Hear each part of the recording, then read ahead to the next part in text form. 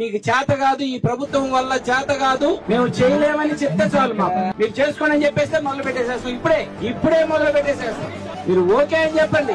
ఈ 10 గంటల లెక్క మాకు చేసుకోవడం చేత కాక ఈ మురికాలలో దిగామనుకుంటున్నారా? ఈ రైతుల బాధ జనాలకు తెలియజేయడం కోసం దిగాను. 20 లక్షల రైతుల కోసం, ఇంట్లో ఉండే రైతుల కోసం పెట్టలేని ఈ కూటమి ప్రభుత్వం అమరావతి లక్షల కోట్లు పెట్టట్టు చేస్తండి.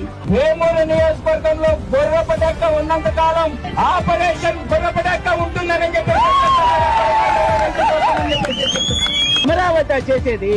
రైతుని బ్రతకనివ్వండి అయ్యా. చంద్రబాబు నాయుడు గారు రైతుని బ్రతకనివ్వండి. ఈ రాష్ట్రంలో ఉండేటువంటి రైతుని చంపేయొద్దు.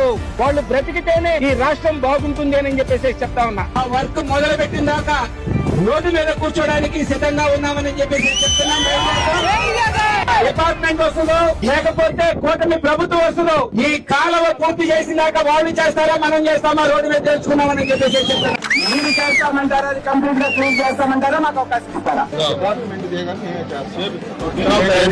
అప్పుడు డ్రైనేజ్ డీ గారు వచ్చి నిన్ననే పని మొదలు పెడతా ఉన్నారు. నిన్న ప్రొక్లైనర్ దొరకలేదన్నారు. కనీసం ఈ రోజు 10ంటికి ప్రొక్లైనర్ పెట్టి పని చేయడం మొదలైంది.